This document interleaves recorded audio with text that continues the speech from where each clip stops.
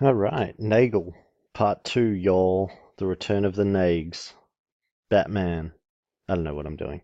Uh, let's quick recap. So, in the first recording, we had Nagel sort of talking about the problems that he sees with the materialist accounts of the mind.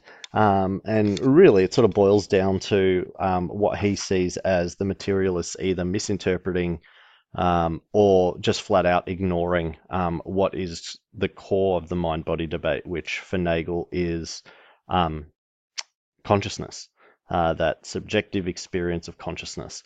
So we're going to be picking up from page 437, the last paragraph right down the bottom there. What we're going to see here is here we go. It's bat time. So Nagel's going to start to talk about the subjective versus the objective.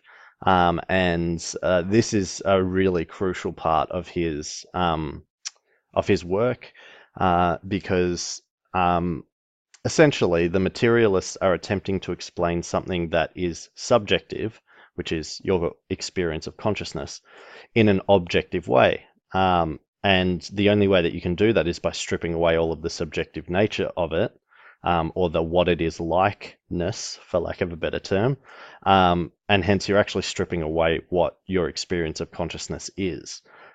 So to link this to the other philosopher in our readings, which is Smart, when Smart says that sensations are just brain processes, well,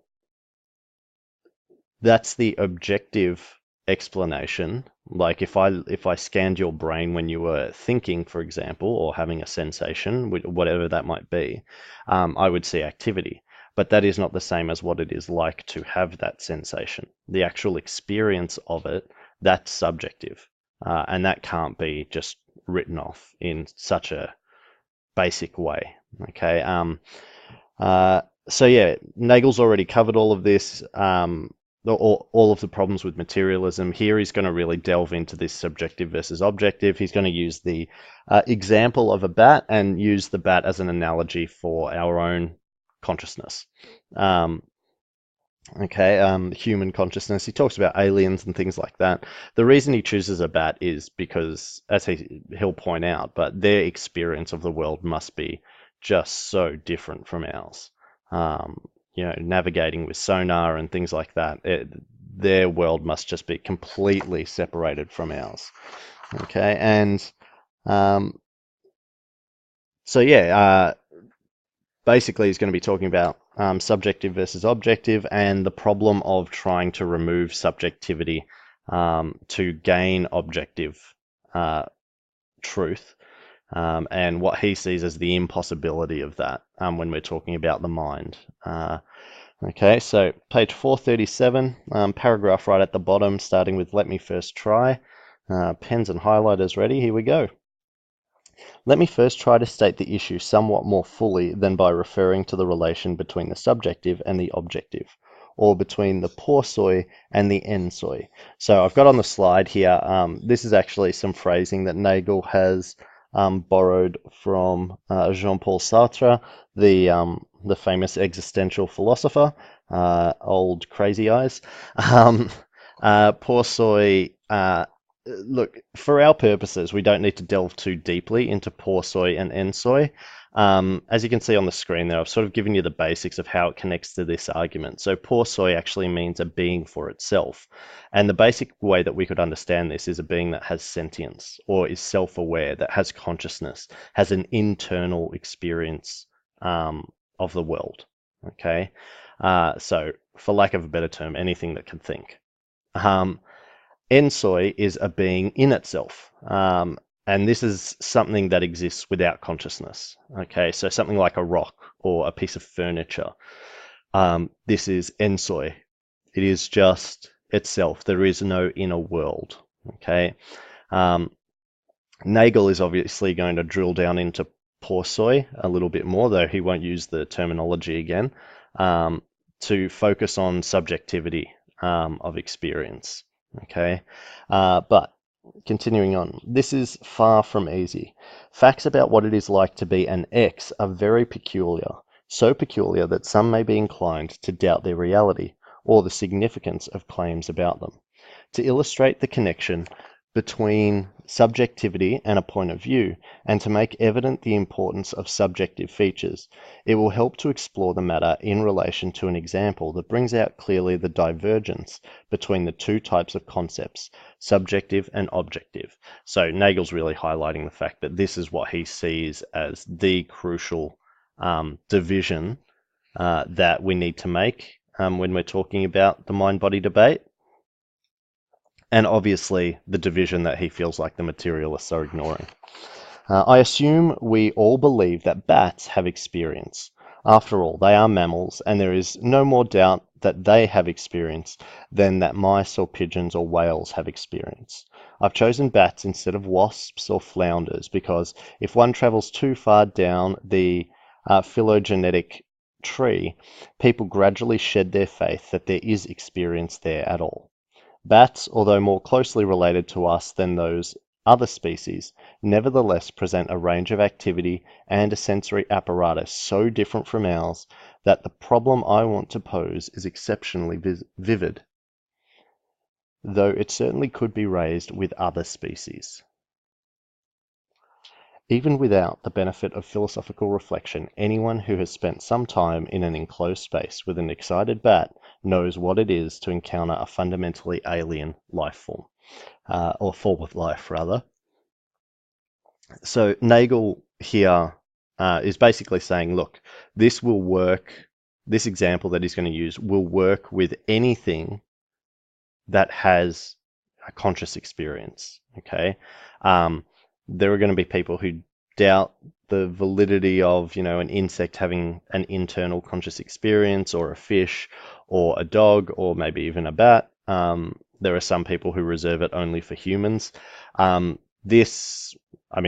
disagrees. He thinks it's pretty obvious that that lots of creatures have an internal experience, but it's worth noting that even if that is what someone thinks, and even if that is what you think, it doesn't actually affect Nagel's point of view. He's using a bat because they are vastly different from us, but the same argument is true of another person. Whilst, I can talk to you about things and I can try to see the world from your perspective and I can sort of empathize. I can never actually see the world from your perspective. I can't adopt your point of view.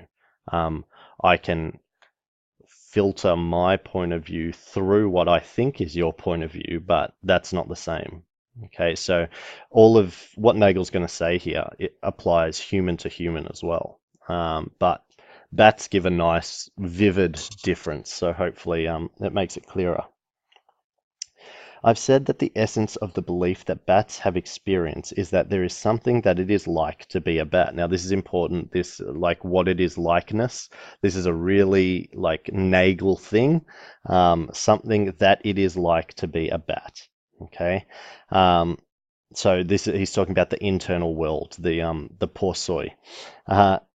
Now, we know that most bats, the Microchiroptera, to be precise. Sorry, I'm not much of a bat linguist. Perceive the external world primarily by sonar or echolocation, detecting the reflections from objects within range of their own rapid, subtly modulated high-frequency shrieks. Their brains are designed to correlate the outgoing impulses with the subsequent echoes, and the information thus acquired enables bats to make precise discriminations of distance, size, shape, motion, and texture, comparable to those we make by vision. So Nagel is outlining nothing controversial here. This is the way that bats navigate their world. They don't use visual light to navigate like we do. Strangely, we're not that different. Our eyes simply pick up visual light that has bounced off other objects, and our brain turns that into a three-dimensional map. Bats are using sound waves in much the same way. Sound waves that are bouncing off other objects. They internalize it, their brain turns it into a three-dimensional map so that they can navigate. Okay. Their brains are designed to correlate the outgoing impulses with the subsequent echoes and the information. Did I get up? Anyway, we'll continue. And the information thus acquired enables bats to make precise discriminations of distance, size, shape, motion, and texture comparable to those we make by vision. But bat sonar, though clearly a form of perception, is not similar in its operation to any sense that we possess, and there is no reason to suppose that it is subjectively like anything we can experience or imagine. So this is an important point that Nagel's making here. When he says that, we have absolutely no idea what it is like to navigate with sonar. None whatsoever. This is a completely foreign concept to us. And so we can't even imagine what that's like because our imagination, as Nagel's going to point out soon, our imagination is limited by our own, our own subjective experience.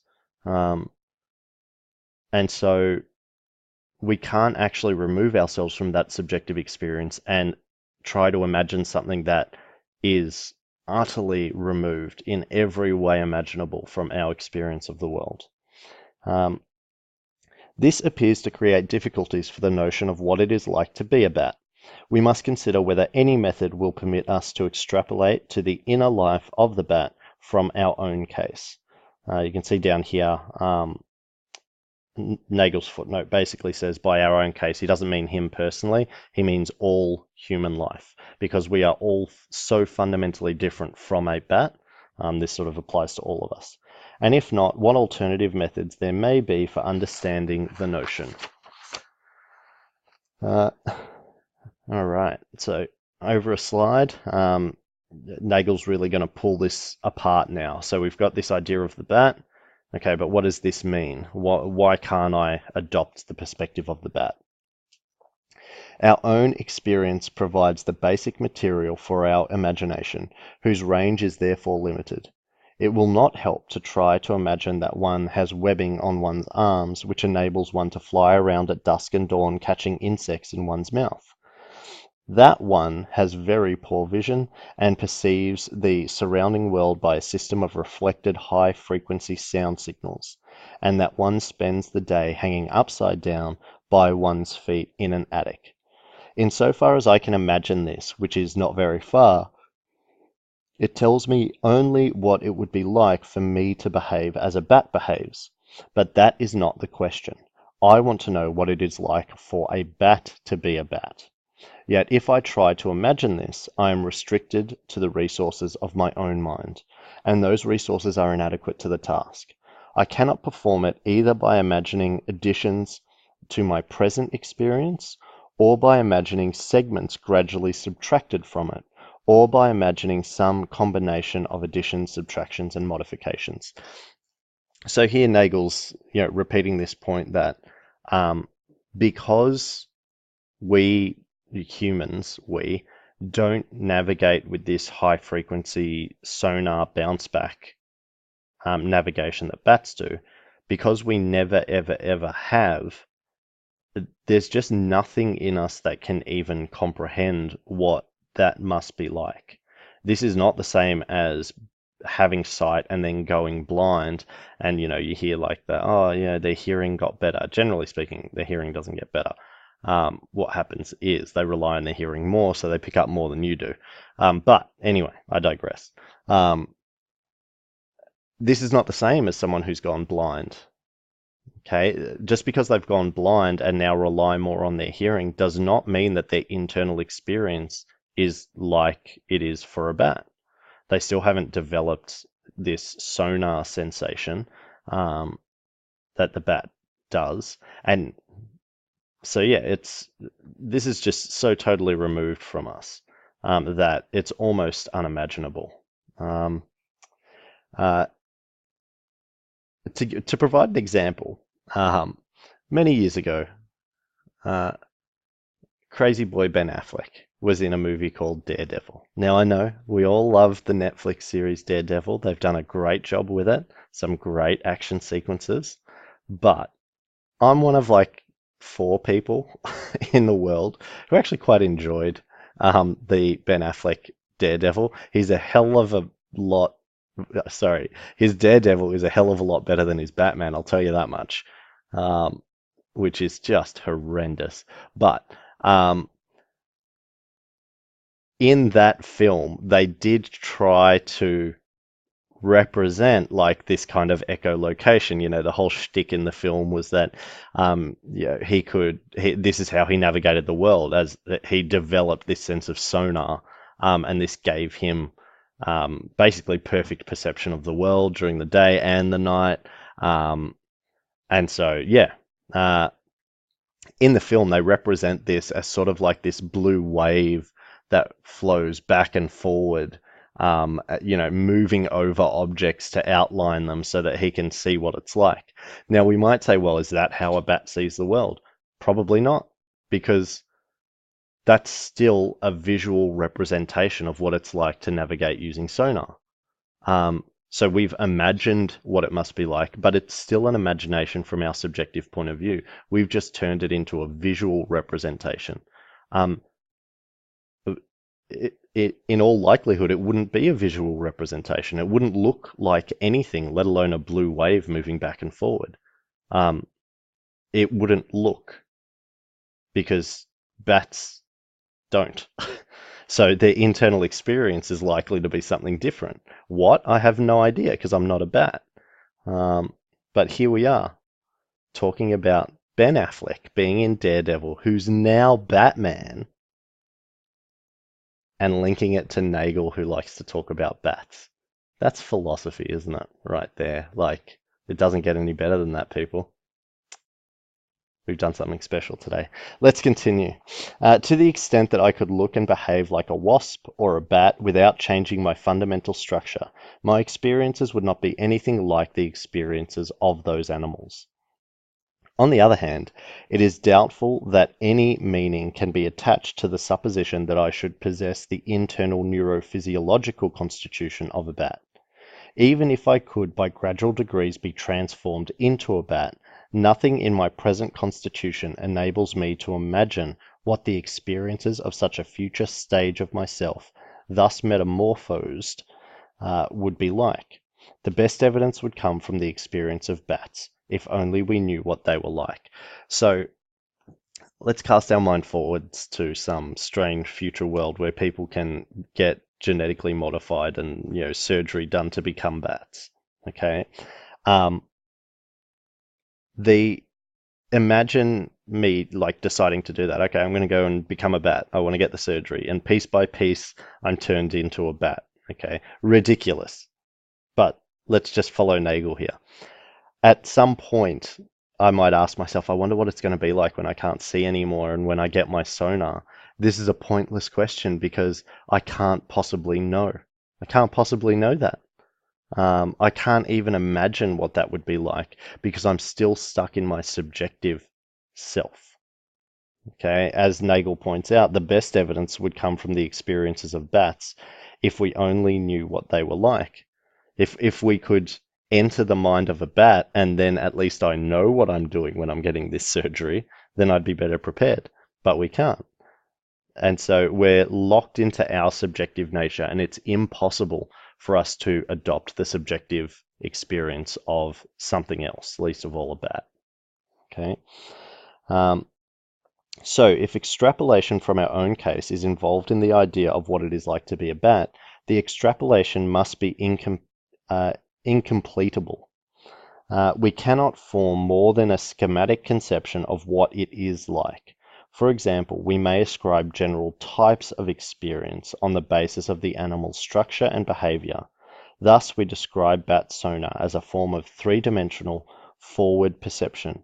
We believe that bats feel some version of pain, fear, hunger, and lust, and that they have other more familiar types of perception besides sonar.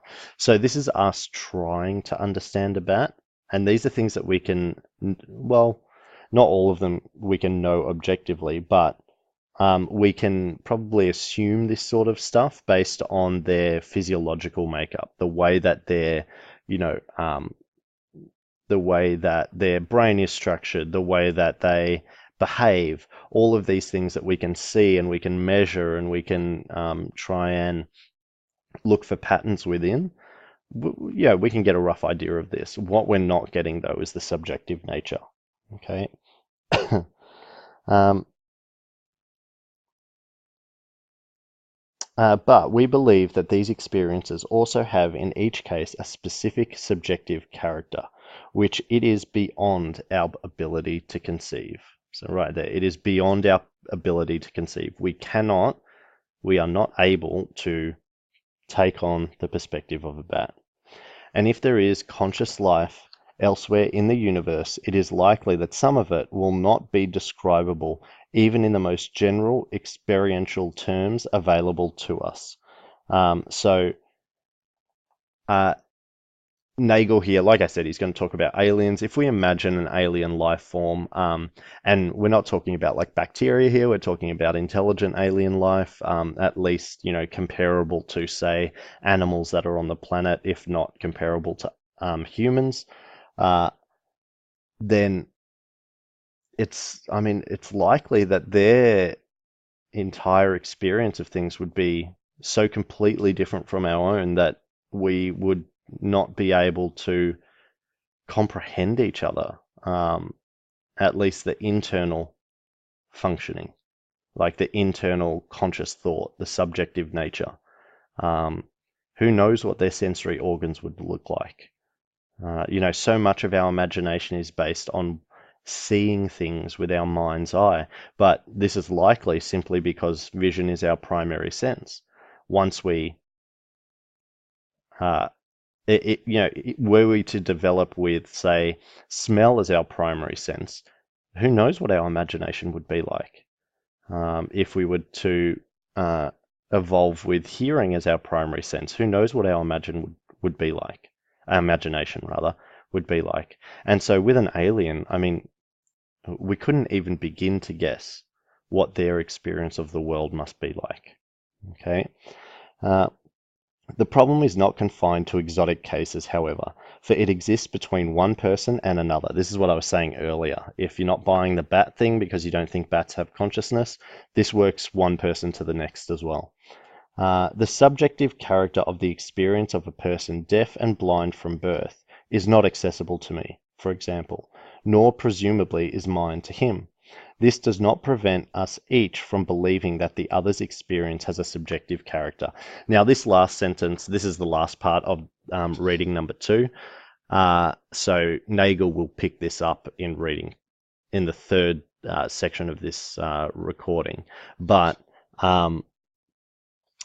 this last little sort of Easter egg thing that he leaves, or this clue as to what's coming next, this is important because this is the beginning of him putting this all together with his criticism of the materialists. Okay, I can't imagine what it must be like to be born deaf and blind, because I wasn't born deaf and blind, thankfully. I can hear and I can see just fine, and I always have.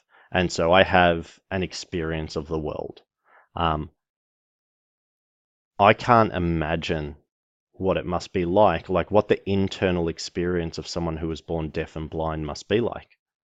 I can't comprehend that at all. What would their imagination look like? What qualia would their experiences have? I couldn't even begin to understand. That doesn't then automatically lead me to saying, oh, well, I guess they don't have a conscious experience. I guess there is nothing going on inside. No, of course not. I assume that they're conscious, but their consciousness must be so fundamentally different from mine. Nagel is accusing the materialists of basically going, well, we can't understand it, so it mustn't exist, when they're talking about consciousness. When Smart says something like sensations are just brain processes, he's basically saying, yeah, and anything else, like that qualia stuff, nah, it doesn't exist. Doesn't exist. It's just a brain process. This, for Nagel, is laughably simplistic, and we'll see him really swinging for the fences with attacking the reductionist nature of materialism soon. Okay. Hope you've enjoyed this one. Go and watch Ben Affleck's Daredevil. It's probably going to be terrible now because it was so for most people when it first came out, and I can't imagine it would have aged well. But I will guarantee you this, it's better than the absolute crap that he's producing as Batman. Um, but yeah, anyway, have fun, take it easy, try to imagine what it's like to be a bat. And when we do reach that future world where you can get surgery to become a bat, please say no. It sounds like a terrible idea. Okay? Get wings or something like that put on, that's fine. But maintain who you are. Never change yourself for anyone, least of all, change yourself into a bat. There's my word of wisdom for today. Have a great night. I'll see most of you listening, I'm sure, in class later this week. And yeah, take it easy. Bye.